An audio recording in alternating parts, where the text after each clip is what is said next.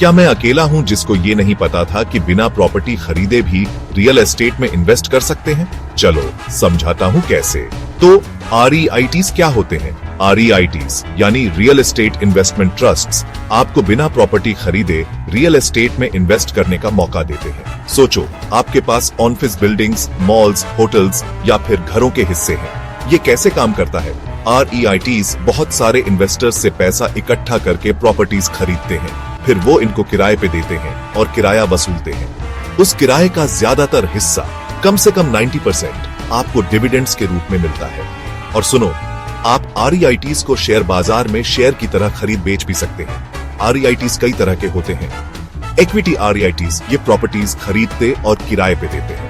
Mortgage REITs ये property honours को loan देते हैं और ब्याज कमाते हैं।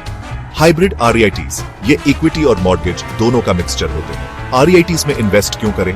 देखो, ज्यादा पैसों की जरूरत नहीं होती शुरू करने के लिए। आपको डिविडेंड्स के जरिए रेगुलर इनकम मिलती रहती है और ये लिक्विड है, मतलब आप इन्हें आसानी से खरीद और बेच सकते हैं। और REITs में इन्वेस्ट करने से आपके पोर्टफोलियो में वैरायटी आती है। इंडिया में REITs सेबी के नियमों के हिसाब से चलते हैं। कुछ बड़े नाम हैं: embassy office parks, mind space business parks and Brookfield India real estate trust. तो अगर आप बिना प्रॉपर्टी खरीदे रियल एस्टेट में इन्वेस्ट करना चाहते हैं तो REITs आपके लिए सही हो सकते हैं। REITs में इन्वेस्ट करने के बारे में और जानना चाहते हैं? बने रहिए।